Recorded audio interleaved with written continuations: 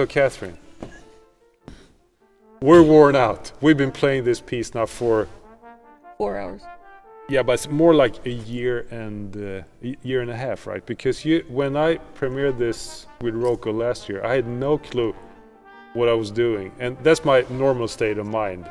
But then the week before the concert, I came to you and we worked on the piece. Yeah. And you kind of just the first enlightened it for me, and actually, yeah. So, can you tell me? I'm sort of practiced this piece a lot, but you have a different insight because you look at the score, you piano part and all that stuff. We've been working on this quite a bit. Yeah.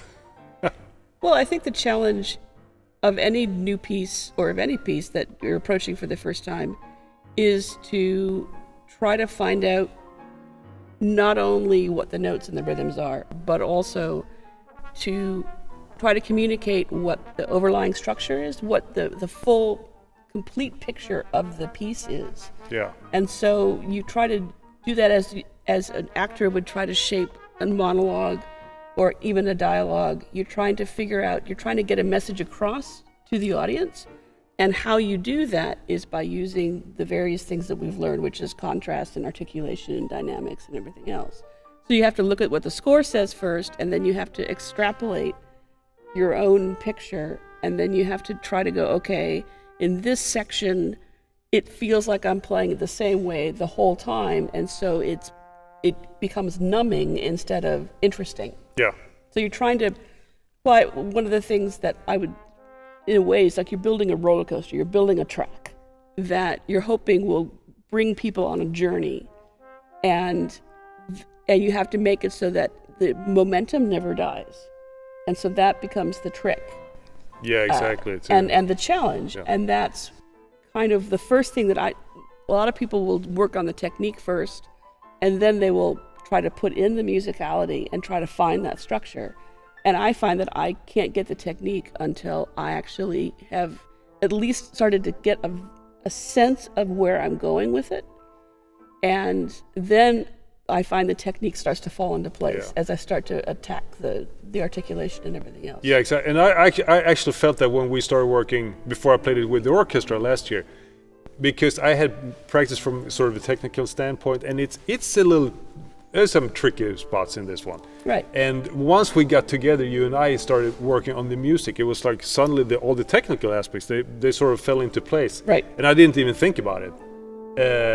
Which obviously when I was at home and trying to play all the notes, I was thinking way too much about the technical parts. And also another thing with this piece, it's cool because there's so many different styles. It starts very sort of legit or classical, and then kind of weaves its way through almost like jazz at the end there, or it's very groove oriented.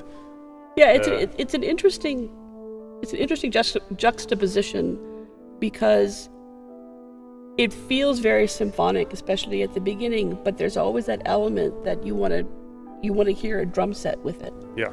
And that's the difficulty with doing it with just piano, that there was so much percussion in the original score that it's very difficult to try to match that kind of feeling and groove that you get, especially in the third movement. Yeah, exactly. But of course, I mean, you're a groovy person, so it just comes out of you. Well, but I mean, there's only so much as you can do with exactly. drums. I mean, I'm hitting the bass of the piano. I'm actually wearing an extra ring so that I can click on things. Yeah. So that there is some sort of sense of percussion. Exactly. Yeah. A lot of notes to be added. Now you do play a lot of music. We both work for the ballet, and we play a lot of new music. Yes.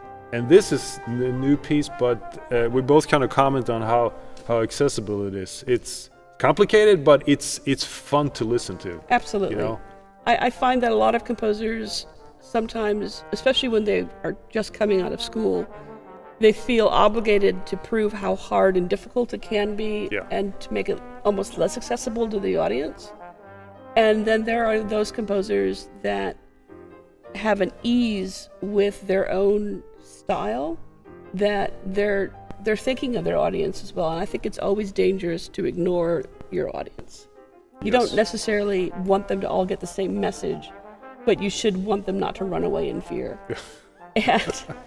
And there are, if there is a reason for dissonance, like in Psycho or in the shower scene, you know, it's extraordinarily dissonant, but you don't mind because it's a death being involved. If there's a reason for dissonance, people can handle it, but if it's just unrelieved dissonance or unrelieved angularity without, or rhythm, or without some sort of structure to hold on to, Western audiences don't understand it. Exactly, and this piece was wonderful. It just kind of fell into place. Yeah. Because it has a flow to it, it has melodies that you can remember, but it's not easy by any stretch of the imagination. Yeah. What difficulties did you find in developing this piece? Well, I mean, there are for certain some difficulties, just technical things. I mean, the range is kind of, you know, it's both high and low. Is that, and low and high. As a trombonist, do you prefer, I mean, or do trombonists in general, I know horns, sometimes will always somewhat prefer high, some prefer low. Exactly, yeah. Do you tend to like high versus low? Yeah, I mean, I'm sort of, probably, my range is a little bit higher, probably. That's my natural range. But I mean, I love the sound, the low sound, you know, when you're in the low range. But it's, because Dorothy though, she's a trombone player, so she knows. It's almost like she knows a little too much. She knows what you can do on the trombone. Right. I might not necessarily be able to do it, but she knows kind of what you can, how much you can push it, which is really cool. That she knows what you can do on the trombone. And the other thing was really great working on this piece with her was, before I played it with Rocco, the orchestra, I got to go up to Dorothy in New York and we worked on the piece. Ooh. And that was great. It was like, okay, I can play this. I for sure cannot play this.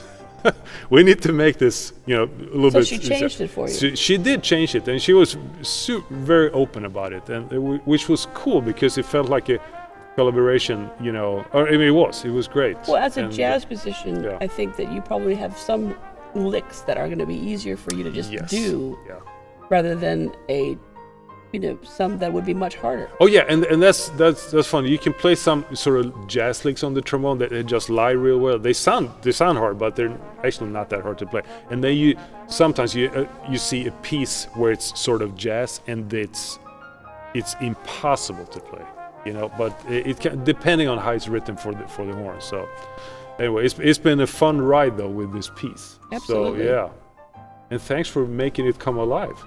For me and on the piano and everything. So well, I hope that it's been a great process. Yeah. And I've really enjoyed working on it. It's something completely different for me. Yeah.